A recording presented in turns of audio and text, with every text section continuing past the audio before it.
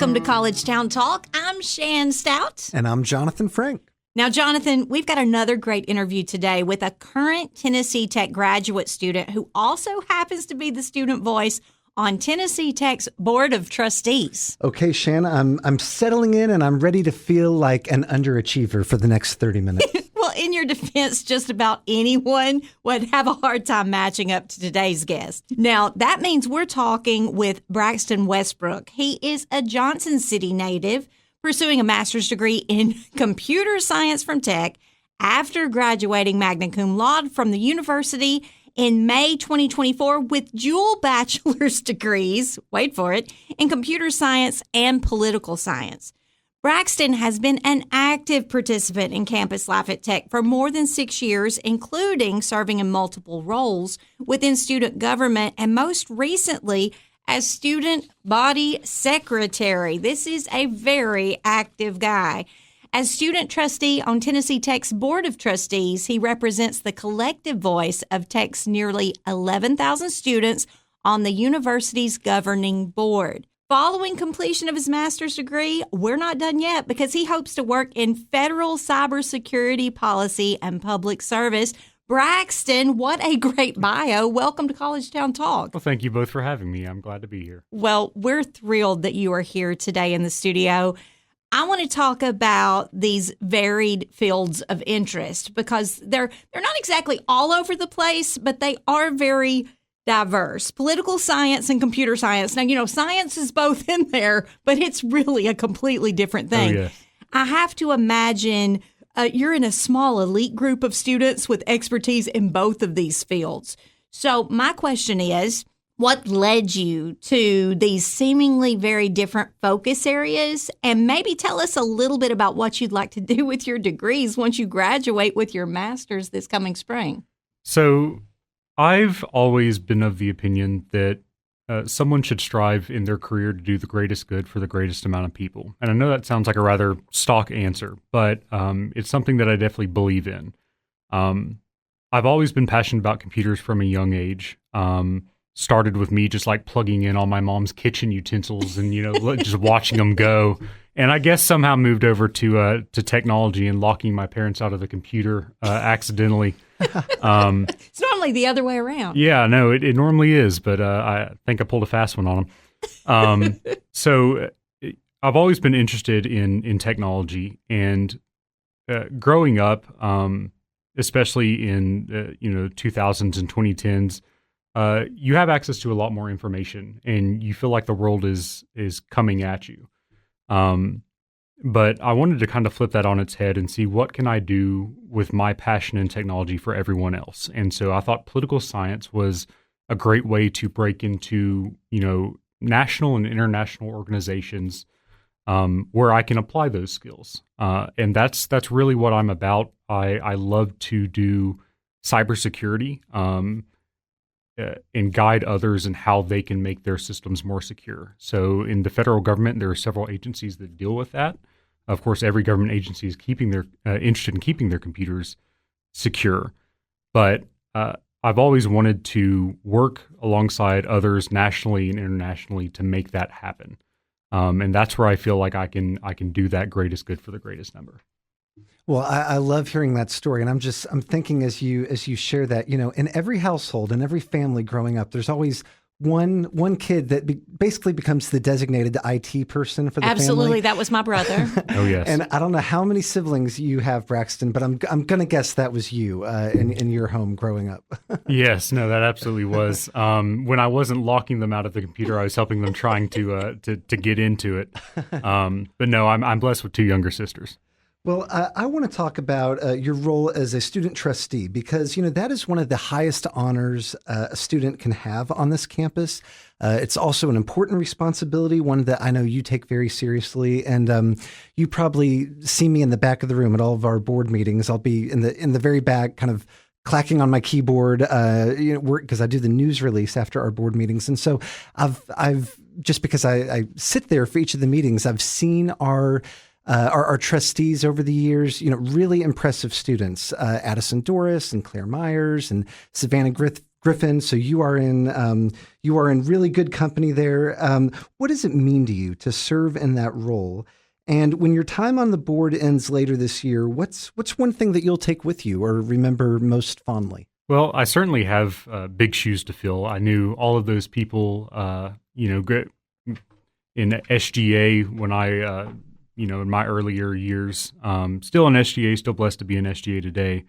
But those are some impressive leaders. So I have some big shoes to fill. But in terms of what it means for me to serve in that role, it means that I've been blessed with the confidence of nearly 11,000 students through their elected representatives in SGA to represent them fairly and honestly to a group of people who, they're not always on campus.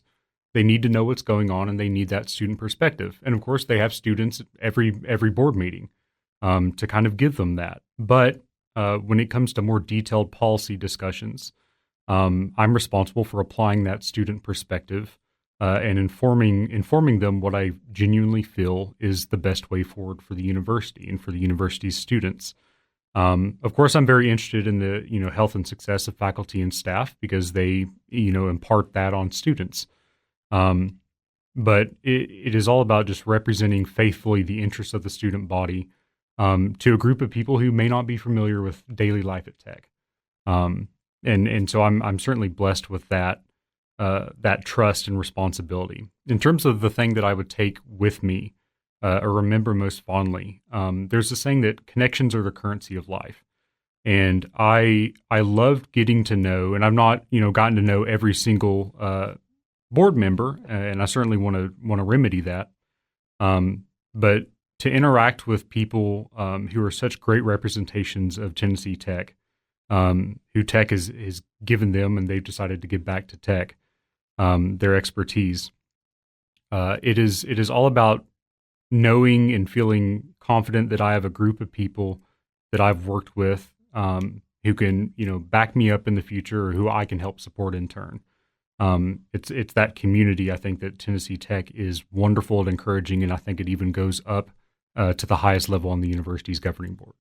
So, Braxton, I think that Tennessee Tech does this very, very well, the collaboration between faculty and students. And we hear this a lot on this show alone, less alone when you are out on campus. And I've spoken to a lot of different departments and a lot of classes, and we hear this time and time again. And so I like to know that you are taking a very engaging interest in being that voice for the students. But I want to pick up on Jonathan's question and talk about your board service from possibly another angle, because there's so many amazing Tennessee Tech alumni and community leaders who serve on the Board of Trustees. So let's just go down the short list. From energy industry leaders like Trudy Harper to Cumberland County Mayor Alan Foster, Cookeville heavyweights like Thomas Lynn and Gary McNabb, but you also currently serving alongside the person who is arguably Tennessee Tech's most famous alumnus of all time, and that is retired NASA astronaut Barry Butch Wilmore, and we all followed his journey. What can you tell us about your interactions with him on the board? What has it been like to serve alongside him at a time when he has truly become a household name across the nation? Absolutely. Captain Wilmer has been nothing but pleasurable to interact with. And so everyone can tell, even just by looking at him, but, with even interactions in passing, that he's very smart. He's very, very talented, very bright. But the thing that I value the most in people in general is their ability to be kind and relatable. And he is both of those things. He's a great representation of that fourth value in Tennessee Tech's saying bold, fearless, confident, and kind. Great representation of all of those things. But he's a kind person. He has been so helpful and kind of in our interactions, both in board meetings and committees. But even outside of that, when SGA had passed a resolution in his honor back when he was unfortunately marooned in the ISS. But he's just been very kind, not only exceptionally bright and exceptionally talented, but just a good dude. he's a good dude to interact with. And in terms of serving alongside him at a time where he's kind of become a household name, I guess I'd say I'm in the right place at the right time. Can only hope that my name is listed alongside his one day in terms of, notable Tennessee Tech alumni, on that Wikipedia page or something like that. But no, he's a thoroughly good person, and I'm glad to interact with him and so many other people who I can say that about on the board. Well, it's, you don't always know when you're living through something historic, but I mean, it really has been, I think when, Tennessee Tech had its centennial in 2015. I think when they have our bicentennial, I think they people will be talking about this past year at Tech, everything with Captain Wilmore, our video chats with him when he was stuck at the ISS, and the dedication of Wilmore Way, and that first board meeting when he was welcomed back, and just to think that you were there for all of that, and that you kind of bore witness to this. And now he's got a book coming out this year, which I'm as well. He should. I mean, I have more questions. I love to know that his attitude behind the scenes is the same as it was portrayed to the nation, because I was really concerned about his mental health. Because when you say, "Oh, it's going to be a few days, see you guys later," and then you're like, "I'm facing how long in space?" Yeah. In this confined, it's hard on your body, all the things, definitely hard on your mind. But he seemed to have gotten himself in a very healthy, regimented state where it doesn't seem to have harmed him. It seems to have helped him. Like, he's embraced this journey as part of his story. And I was just very impressed by that, because I think a lesser person would have struggled, after the fact. And he's fantastic. Listen, we just had snow here in Cookeville, and I couldn't even be snowed in at home for a weekend. So, Mr. Stout either. I mean.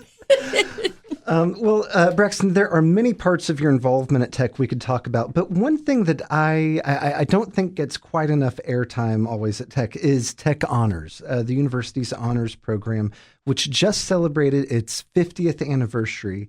So what did Tech Honors mean to you as a student, and what would you say to students who are trying to decide, perhaps they qualify for Tech Honors, they meet that threshold, they're eligible to take part, but they're thinking, gosh, do I want that kind of added challenge? But I think you would say there's also a great reward to it too. So what has that been like for you? So Tech Honors, to me, the first thing that comes to mind when I think of what it meant, what it contributed to my career, is community.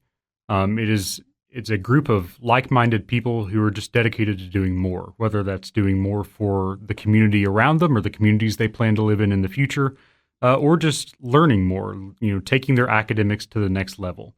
And intellectual curiosity, I think, even in general, is something that the university fosters very well. In its classes, emerging and integrative studies is certainly a college that does a great job at that. But Tech Honors, I would highly encourage anyone who's thinking about it to join that program, because it's not a commitment you have to do for 4 years. If you find out it's not for you, that's okay.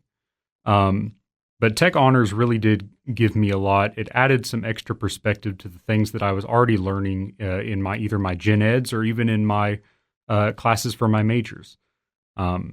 It gave me additional perspective, and I think that additional perspective is far more helpful than the amount of Python or the amount of Java I learned. Because eventually, and this is true in my field, eventually you're going to have to give a proposal to a group of people at a higher level who were not the same major as you, who do not have the same interests, who do not share that background. And I think it's important to be relatable and be able to communicate to those kind of people, those business leaders, or even in government. But Tech Honors was really the thing that allowed me to kind of come out of my shell and seek a deeper level of involvement and a deeper level of community here at Tech. And it was especially helpful because I came in 2019, right before the pandemic.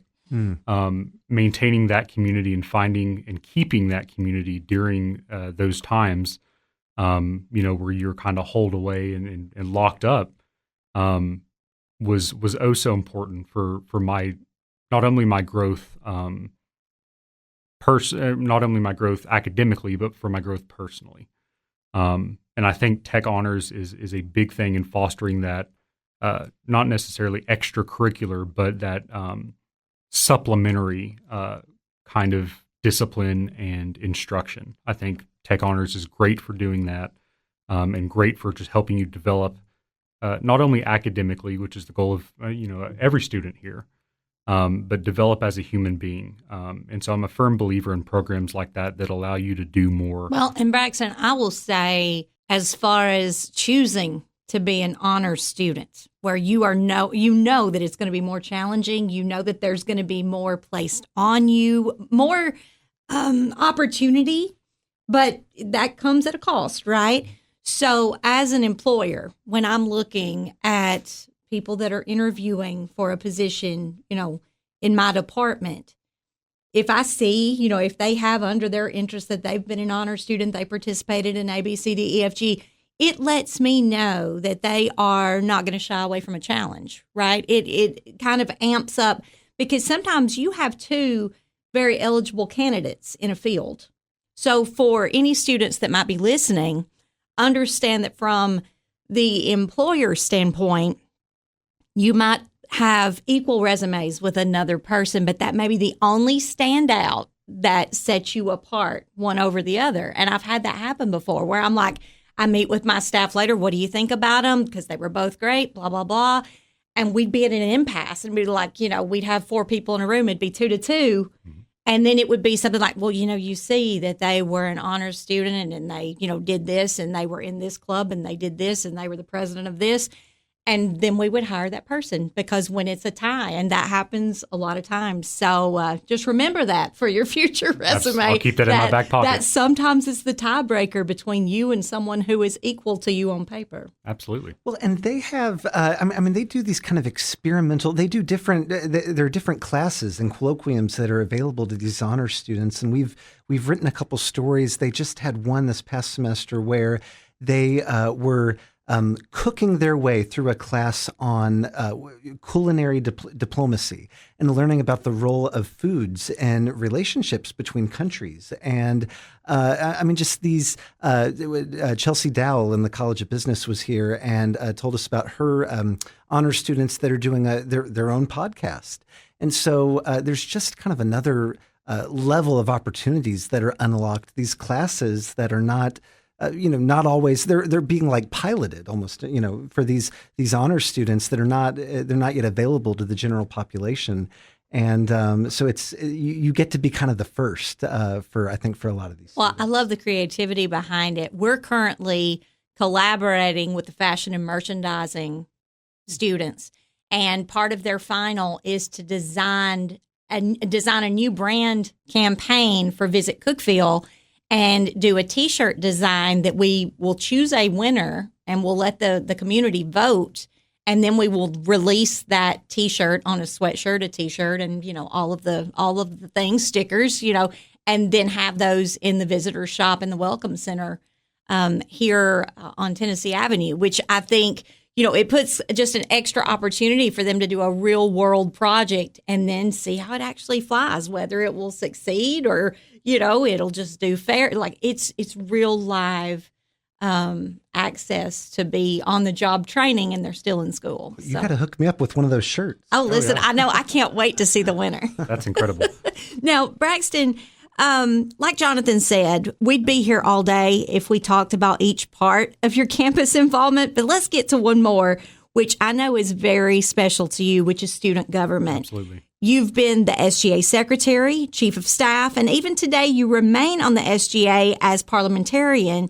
So what has been the significance of student government to your experience at Tech, and how can other students become more involved with SGA here on campus? Similar to my goal of trying to do that greatest good for the greatest number, I think SGA really allows every student who serves to apply kind of their passion and their expertise to giving back to their fellow students. And I think that's a positive cycle where giving back to others eventually results in the same happening to you. And so being around a group of students, nearly 50, 60 students across SGA's 3 branches, is you're around a bunch of people who believe the same thing. You're around a bunch of people who care and want to do their best to help others, and not only make their time at Tennessee Tech better, but make others' time at Tennessee Tech better. Student government, especially at Tennessee Tech, has really been instrumental in connecting me with faculty, staff, and administration, and they really listen to us. We're valued here at Tennessee Tech, and so the perspectives, therefore, of 11,000 students are valued at Tennessee Tech. Braxton, we like to end each interview on this podcast with the same question, and you've been so involved at Tech, so I'm really curious to hear, what is one way that Tennessee Tech has impacted your life? Tennessee Tech has made me not only more intellectually curious, not only smarter, but Tennessee Tech has given me, through the friends that I've made here and the connections I've made in SGA or otherwise, even with faculty, staff, and administration, it's given me the confidence to speak out for what I believe in, to be able to communicate my desires and my wants and my wishes, not only for myself personally, professionally, but for others, in a respectful manner and in a manner that is able to get my point across and get my, allowed me to share my passions with other people. In one word, it's given me confidence. And I will forever be grateful to the university for that. Well, you do a lot for Tennessee Tech. You do a great job, and I know I'll be. You all have your next board meeting on March 12th, so I will. I'm sure I'll see you there. But Braxton, thank you so much for being our guest today on College Town Talk. I'm glad that I was able to appear today. Thank you for having me. What a great interview. And for our listeners, if you're enjoying our show and hearing from incredible Tennessee Tech students like Braxton Westbrook, would you do us a favor and leave a 5-star review on Apple, Spotify, or wherever you get this podcast? It all helps to spread the word about the great things happening right here in Cookeville. We'll meet you back here again next week for more conversations with the people who make Cookeville, Tennessee's college town. College Town Talk is presented by Tennessee Tech University in partnership with the Cookeville-Putnam County Visitors Bureau. Your hosts are Jonathan Frank and Shan Stout, and original music is performed by Andrew Buckner. Visit us online at tntech.edu/collegetowntalk.